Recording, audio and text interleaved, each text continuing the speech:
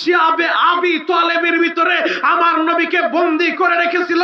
খাবারটা পৌঁছাইতে দেয় নাই, পানিটা পৌঁছাইতে দেয় নাই। সিরাতের কিতাবগুলো পড়ে দেখো, সিরাতে মুস্তাফা পড়ে দেখো, সিরাত ইবনে হিশাম পড়ে দেখো, আল বিদায়া ওয়ান নিহায়া পড়ে দেখো, আর রহিকুল মাখতুম পড়ে দেখো। সিরাতের কিতাবগুলো তোমাদেরকে পড়তে হবে, নবীর জীবনী তোমাদেরকে জানতে হবে। এই ইসলামের জন্য, এই কোরআনের জন্য নবী এবং তার সাহাবীদেরকে 3টা বছর অবরুদ্ধ করে রেখেছিল। এই কোরআন, এই ইসলামের জন্য আমার নবী উহুদের ময়দানে রক্ত ঝরাইছে, দাম দাম শহীদ করছে। এই কোরআন, এই ইসলাম বদরের মাঠ পাড়ি দিয়ে আসছে। এই কোরআন, এই ইসলাম হুনাইনের ময়দান পাড়ি দিয়ে আসছে। এই কোরআন, ইসলাম তাবুকের ময়দান পাড়ি দিয়ে আসছে। এই কোরআন, ইসলাম খন্দকের ময়দান পাড়ি দিয়ে আসছে।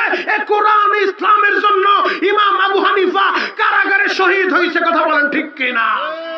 আমার কেরানীগঞ্জ হযরতপুরের বাইরা, আল্লাহর নবীর সাহাবী সাদে সালামি মদিনার বাজারে চইলা গেছে গো বাবা। মদিনার বাজারে যাইয়া সাদে সালামি বিবাহের মার্কেট শুরু করে দিছে। হঠাৎ করে একজন মুয়াজ্জিন ঘোষণা দিতেছে, হাইয়া আলাল জিহাদ, আসো জিহাদের ময়দানের দিকে আসো। এই সংবাদটা যখন সাদে সালামির কানের ভিতরে ঢুইকা গেছে, এবার সাদ চিন্তায় পড়ে গেছে, আমি কোন দিকে যাব। একদিকে জিহাদের এলান হয়ে গেল, আমার নবী জিহাদের ময়দানে যাবে, আর আমি সাদ বিবাহের মার্কেট করলাম, বিবাহ করতে যাব। এখন আমি কোন দিকে যাব? আমি কি বিয়ে করতে যাব নাকি নবীর সাথে যুদ্ধের ময়দানে যাব? চিন্তায় পড়ে গেছে গো বাবা। মাথাটার নিচের দিকে দিয়া চিন্তা করতে লাগলো। হঠাৎ কইরা সিদ্ধান্ত ফাইনাল করে ফেলছে, না না না, আমি বিবাহ করতে যাইতে পারি না। আমার নবী যাইব যুদ্ধের ময়দানে আর আমি যাইব বিবাহ করতে, এটা হতে পারে না। যুবক রে, সাদে সালামি এবার আবার দোকানদারের কাছে যায়, বলে, দোকানদার ভাই, আপনার বিবাহের মার্কেট গুলা ফিরা নেন। আপনার দোকানে কি তরবারি আছে? নি একটা তরবারি দেন, আমারে যুদ্ধের পোশাক দেন। জ্বলন্ত একটা প্রমাণ আমি তোমাদের সামনে তুলে ধরবো। আল্লাহর নবীর দরবারে আইসা কালো একজন সাহাবী, বেটে একজন সাহাবী, নাম তার সাদে সালামি। সাদে সালামি আমার নবীর দরবারে আইসা বলেন, নবীজি, আমার বড় ভয় লাগে, বড় ডর লাগে। ও সাদ, কেন তোমার ভয় লাগে, ডর লাগে?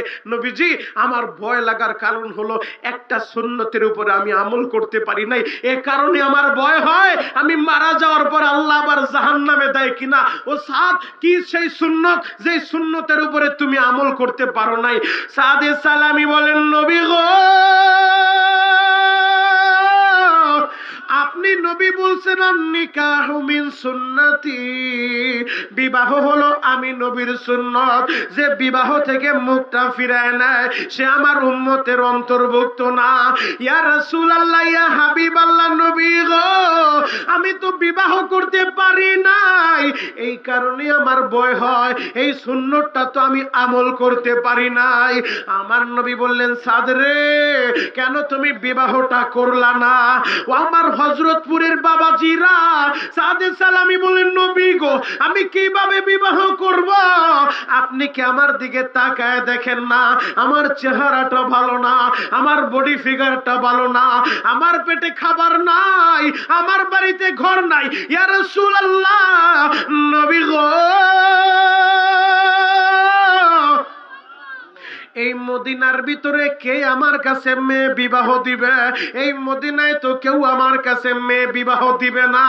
আমার নবী বললেন, সাদ রে, তোমার চিন্তার কারণ নাই, তোমার ভয়ের কারণ নাই, আমি নবী তো আছি রে সাদ। আমার নবী তো রহমাতুল লিল আলামিন, এজন্যই তো আল্লাহ বলে, ওমা আরসালনাকা ইল্লা রাহমাতাল লিল আলামিন। আমার নবী রহমতের নবী। কেমন রহমত? শুধু মানুষের জন্য রহমত না, গোটা জগতের জন্য রহমত। আমার নবী মানুষের জন্য রহমত, আমার নবী গাছের জন্য রহমত, আমার নবী মাছের জন্য রহমত, আমার নবী কুল কায়নাতের জন্য রহমত। হে যুবক, ওই রহমতের নবী বলে, সাদ রে তোমার ভয় নাই, ভয় নাই, চিন্তার কারণ নাই, আমি নবী তো আছি। নবীজি তাহলে কি হবে? আমার নবী বললেন, সাদ আমি জানি আমার এই মদিনার ভিতরে আমার একজন সাহাবী আছে, শিল্পপতি সাহাবী আমর ইবনে ওহাব। আমার কাছে নিউজ এসেছে আমর ইবনে ওহাবের একটা আদরের কন্যা আছে, শিল্পপতি বাবার একমাত্র মেয়ে। আমি সিদ্ধান্ত নিয়েছি, ও সাদ তুমি আমার প্রস্তাবটা নিয়ে যাও, তুমি যা আমর ইবনে ওহাবকে বলবা আমি তোমারে পাঠাইছি ওই শিল্পপতি বাবার একমাত্র আদরের কন্যাটা যেন তোমার সাথে বিবাহ দেয়। আল্লাহু আকবার। আরো জোরে বলেন আল্লাহু আকবার।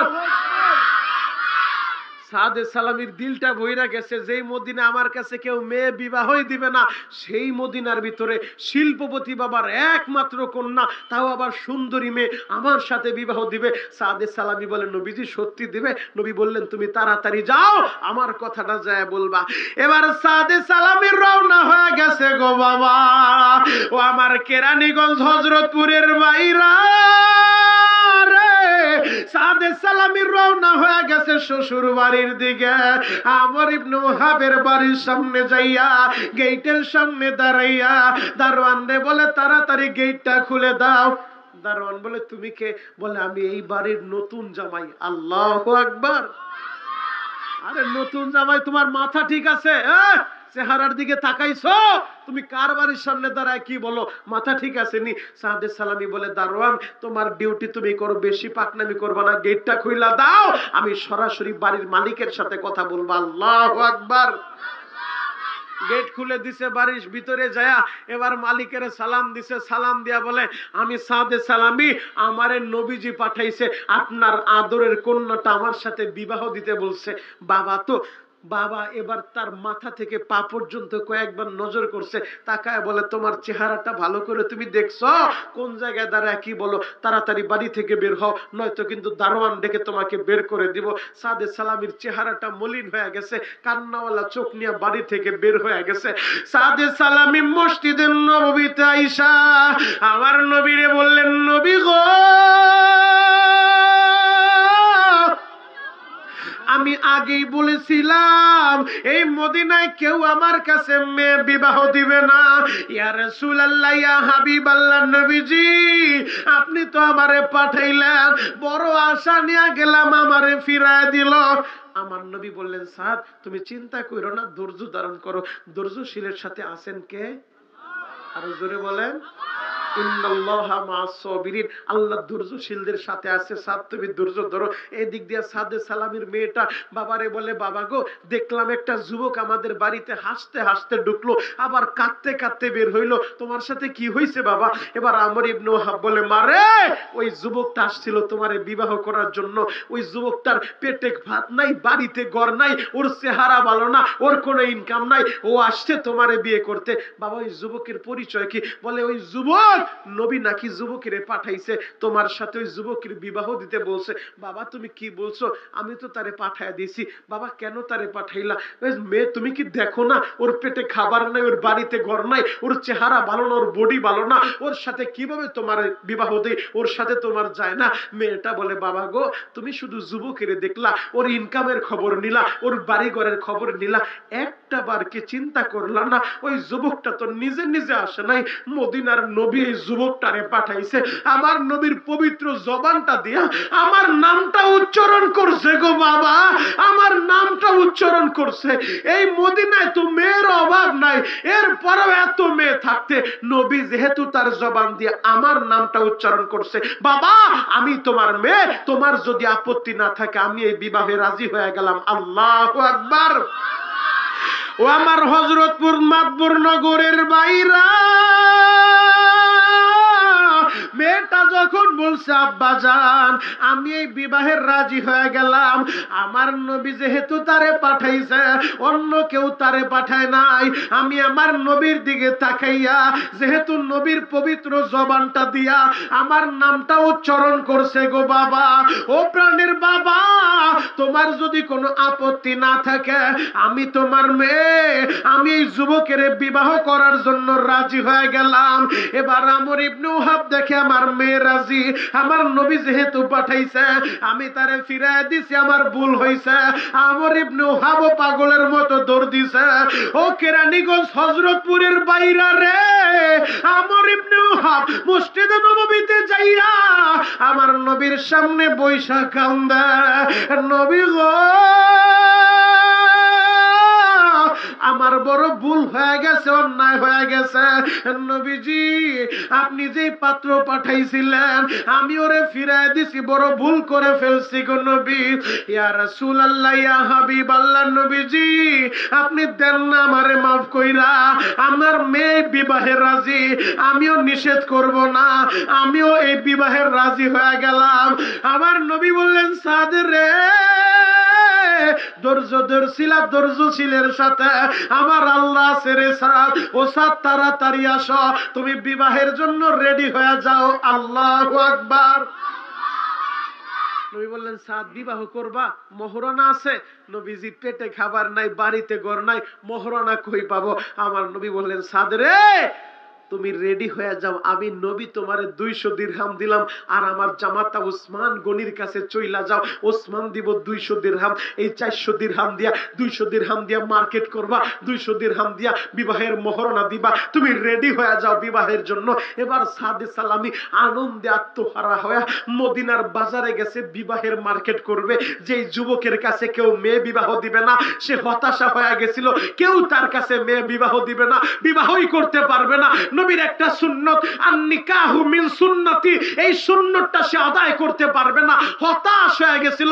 আজকে সেই সাহাবী মদিনার ভিতরে শিল্পপতি বাবার একমাত্র আদরের কন্যাটাকে বিবাহ করবে, মুখ ভরা আশা নিয়া মদিনার মার্কেটে যা মার্কেট শুরু করে দিছে। হঠাৎ করে আজকে যেমন আপনাদের এই হযরতপুর মাতবরনগর বাইতুল আমান জামে মসজিদের ভিতরে এশারের নামাজের সময় মুয়াজ্জিন সাহেব ঘোষণা দিল, হাইয়া আলাস সালাহ, আসো নামাজের দিকে আসো, হাইয়া আলাল ফালাহ, আসো কল্যাণের দিকে আসো। মসজিদ থেকে তো ঘোষণা হয় হাইয়া আলাস সালাহ, হাইয়া আলাল ফালাহ। আর আমার নবীর জামানায় আমার নবী যখন এই কোরআনের জন্য, ইসলামের জন্য রণাঙ্গনে যাইতেন, কোরআনের জন্য, ইসলামের জন্য জিহাদের ময়দানে যাইতেন, একজন মুয়াজ্জিন দাঁড় করায় দিতেন, ওই মুয়াজ্জিনও ঘোষণা দিত হাইয়া আলাল জিহাদ, আল জিহাদ ফি সাবিলিল্লাহ, আসো আসো আল্লাহর রাস্তায় জিহাদের ময়দানে আসো। আল্লাহু আকবার। যত সহজে হযরতপুরের মুসলমান কোরআন আর ইসলাম পাইছো, এত সহজে ইসলামটা হযরতপুর পর্যন্ত আসে নাই। এত সহজে আজকে 1 মার্চ 2024 সালে এই হযরতপুর কেরানীগঞ্জের মাতবরনগর বাইতুল আমান জামে মসজিদের প্রাঙ্গণে বৈশা যত সহজে তুমি আর আমি মুসলমান, এত সহজে ইসলাম আসে নাই। আমরা তো জন্মসূত্রে মুসলমান, বাপদাদা মুসলমান, তো আমরাও মুসলমান। এই ইসলামে কোরআনটা অনেক রক্তের বিনিময় আসছে, অনেক ত্যাগের বিনিময় আসছে, অনেক জীবনের বিনিময় আসছে। আমার নবীকে 3টা বছর মক্কার কাফেরগুলা অবরুদ্ধ করে রেখেছিল, শিয়াবে আবি তালেবের ভিতরে আমার নবীকে বন্দী করে রেখেছিল। খাবারটা পৌঁছাইতে দেয় নাই, পানিটা পৌঁছাইতে দেয় নাই। সিরাতের কিতাবগুলো পড়ে দেখো, সিরাতে মুস্তাফা পড়ে দেখো, সিরাত ইবনে হিশাম পড়ে দেখো, আল বিদায়া ওয়ান নিহায়া পড়ে দেখো, আর রহিকুল মাখতুম পড়ে দেখো। সিরাতের কিতাবগুলো তোমাদেরকে পড়তে হবে, নবীর জীবনী তোমাদেরকে জানতে হবে। এই ইসলামের জন্য, এই কোরআনের জন্য নবী এবং তার সাহাবীদেরকে 3টা বছর অবরুদ্ধ করে রেখেছিল। এই কোরআন, এই ইসলামের জন্য আমার নবী উহুদের ময়দানে রক্ত ঝরাইছে, দাম দাম শহীদ করছে। এই কোরআন, এই ইসলাম বদরের মাঠ পাড়ি দিয়ে আসছে। এই কোরআন, এই ইসলাম হুনাইনের ময়দান পাড়ি দিয়ে আসছে। এই কোরআন, ইসলাম তাবুকের ময়দান পাড়ি দিয়ে আসছে। এই কোরআন, ইসলাম খন্দকের ময়দান পাড়ি দিয়ে আসছে। এই কোরআন, ইসলামের জন্য ইমাম আবু হানিফা কারাগারে শহীদ হয়েছে। কথা বলেন ঠিক কিনা? এ কোরআনে ইসলামের জন্য যুগে যুগে উলামায়ে হক্কানি, উলামায়ে রব্বানি জালিমের জিন্দানখানায় বন্দী হয়েছেন, ফাঁসির কাস্টে ঝুলছেন। এরপরও কোন বেঈমানের সামনে, কোন জালিমের সামনে মাথাটা নত করে দেয় নাই। কেরানীগঞ্জের মুসলমান, হযরতপুরের মুসলমান, তোমরা কে কোন দল করে আমার দেখার দরকার নাই।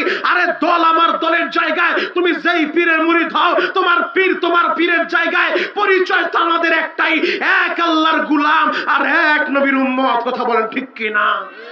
এ কোরআনে ইসলামের জন্য নবী রক্ত ঝরাইলেন, নবীর সাহাবীরা রক্ত ঝরাইলেন, বাড়িঘর সারা হইলেন, হামলা মামলার শিকার হইলেন।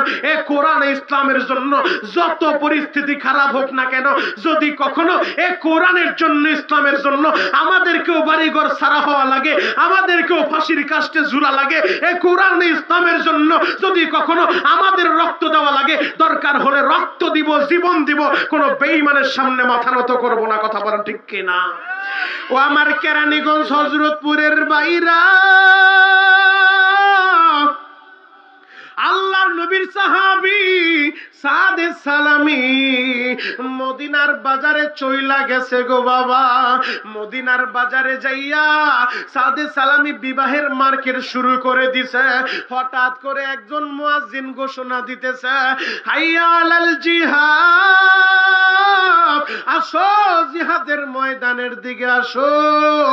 এই সংবাদটা যখন সাদে সালামির কানের ভিতরে ঢুইকা গেছে, এবার সাদ চিন্তায় পড়ে গেছে, আমি কোন দিকে যাব। একদিকে জিহাদের এলান হয়ে গেল, আমার নবী জিহাদের ময়দানে যাবে, আর আমি সাদ বিবাহের মার্কেট করলাম, বিবাহ করতে যাব। এখন আমি কোন দিকে যাব? আমি কি বিয়ে করতে যাব, নাকি নবীর সাথে যুদ্ধের ময়দানে যাব?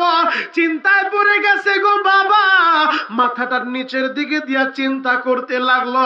হঠাৎ কইরা সিদ্ধান্ত ফাইনাল করে ফেলছে, না না না, আমি বিবাহ করতে যাইতে পারি না। আমার নবী যাইব যুদ্ধের ময়দানে, আর আমি যাইব বিবাহ করতে, এটা হতে পারে না। যুবক রে, সাদে সালামি এবার আবার দোকানদারের কাছে যায়, বলে, দোকানদার ভাই, আপনার বিবাহের মার্কেট গুলা ফিরায় নেন। আপনার দোকানে কি তরবারি আছে? নি একটা তরবারি দেন, আমারে যুদ্ধের পোশাক দেন। দোকানদার বলে, মাত্র বিবাহের মার্কেট করলা, শেরওয়ানি নিলা, এখন আবার তুমি তরবারি দেয়ার যুদ্ধের পোশাক দিয়া কি করবা? সাদে সালামি বলে, দোকানদার ভাই, কোনো প্রশ্ন কইরেন না, আমার বিবাহের মার্কেটের দরকার নাই, আমার বিবাহের মার্কেট ফিরায় নিয়া আমারে যুদ্ধের জন্য তরবারি দেন, যুদ্ধের পোশাক দিয়া দেন। এবার যুদ্ধের পোশাক নিয়া কালো কাপড় দিয়া পুরা চেহারাটা ঢাকছে। সাদ ভালো করে জানে, আমার নবী ইমামুল মুরসালিন, খাতামুন নবীন, শাফিউল মুজনাবিন, দু জাহানের বাদশা, রহমাতুল লিল আলামিন, নবী যদি জানে আমার সাদ বিবাহ না কইরা আমার সাথে যুদ্ধের ময়দানে যাবে, আমার নবী তারে পারমিশন দিবে না, এটা ভালো করে সাদ জানে। এজন্য সাদে সালামি কোনো কথা নাই, কালো কাপড় দিয়া ভালোভাবে চেহারাটা গুড়ছে, শুধু চোখ দুইটা দেখা যায়, ঘোড়ার উপরে সাওয়ার হইয়া রণাঙ্গনে সুইটা গেছে। আল্লাহু আকবার। ও আমার কেরানীগঞ্জের বাইরা রে, সাদে সালামি রণাঙ্গনে যাইয়া মুসলমানের সারিতে দাঁড়াইয়া কাফেরদের সাথে যুদ্ধ করতেছে। যুদ্ধ করতে করতে একটা পর্যায়ে আইসা সাদে সালামি যখন আহত হইয়া ময়দানের এক কর্নারে পইরা রইছে, যুদ্ধ যখন শেষ হয়ে গেছে গো বাবা, হযরতে আলী আমার নবীর কাছে যাইয়া আলী বলে, নবী গো, একটা যুবক করে দেখলাম যুদ্ধ করতে করতে ঘোড়ার উপরে সওয়ার হইয়া, তার চেহারাটা আমরা চিনি না গো নবী, কালো কাপড় দিয়া চেহারাটা ঢাকা, শুধু চোখ দুইটা দেখা যায়, মুসলমানের সারিতে দাঁড়াইয়া কাফেরদেরকে কচু কাটা করছে। নবী গো, ওই যুবকটা হত হইয়া ময়দানের এক কর্নারে পড়ে আছে, আপনি যদি যুবকের কাছে একটু যাইতেন। আমার নবী নিজে বসা থেকে দাঁড়াইয়া সাদে সালামির দিকে রওনা দিছে। আমার নবীর নজরটা যখন সাদে সালামির দিকে পইরা গেছে, নবী আমার বললেন, সাহাবীরা তোমরা কেউ চিনো না? আরে ওইটা তো আমার সাদে সালামি। আল্লাহু আকবার। সব সাহাবীরা বলেন নবী সাদ এই জায়গা কোন জায়গা থেকে আসবে? সাদ তো বিবাহ করতে গেছে, ও তো সুন্দরী মেয়ে বিবাহ করব, ও তো বিবাহের আনন্দে বিবাহ করতে চইলা গেছে, ও তো যুদ্ধের ময়দানে আসার কথা না। আমার নবী বলেন না না না, আমার সাদের বিবির মোহব্বত আটকায় রাখতে পারে নাই, আমার সাদের দুনিয়ার মোহব্বত আটকায় রাখতে পারে নাই। আমার সাদ আমি নবীর মোহব্বতে পইরা, আমার ভালোবাসায় পইরা ওই বিবাহ করতে যায় নাই। আমার সাদ রণাঙ্গনে ছুটে আসছে, যুদ্ধের ময়দানে ছুটে আসছে। ও কেরানীগঞ্জের যুবকেরা, ও আশিকে রাসূল বাবাজিরা, যদি আল্লাহরে ভালোবাসতে চাও, কুল ইন কুনতুম তুহিব্বুনাল্লাহ ফাত্তাবিউনি ইউহিব্বুকুমুল্লাহ। আল্লাহরে ভালোবাসতে চাইলে আগে নবীরে ভালোবাসতে হবে। কথা বলেন ঠিক কি না? আমার নবী বলেন না, আমার সাদের নারীর মোহব্বত আটকায় রাখতে পারে নাই, আমার সাদের দুনিয়ার মোহব্বত আটকায় রাখতে পারে নাই। আমার সাদ তো রণাঙ্গনে ছুটে আসছে। এবার সাদে সালামি রণাঙ্গনে যখন আহত অবস্থায় পড়ে আছে, আমার নবী দৌড় দিয়া সাদের কাছে যাইয়া, ও আমার যুবক ভাইরা, নবী আমার সাদে সালামির মাথাটা আমার নবীর রানের উপরে রাখছে। সাদে সালামি আমার নবীর রানের উপরে মাথা দিয়া আমার নবীর সাথে কথা বলতেছে। যেই সাদে সালামি কিছুক্ষণ আগেও যার বাড়িতে ঘর নাই, মাথা গুজার মতো কোনো আশ্রয় নাই, ওই সাদে সালামি দুনিয়ার ভিতরে সর্বশ্রেষ্ঠ আমার নবীর রানের উপরে এখন সে মাথাটা গুজতে পারছে। আল্লাহু আকবার। আমার নবীর রানের উপরে মাথাটা দিয়া বলেন, নবী যে আমি যদি এই মুহূর্তে মারা যাই, আল্লাহ কি আমারে জান্নাত দিবনি? আমার নবী বলেন, সাদ রে, এই মুহূর্তে যদি তুমি মারা যাও, আল্লাহ তোমারে জান্নাতের ভিতরে দিয়া দিবা। আল্লাহু আকবার।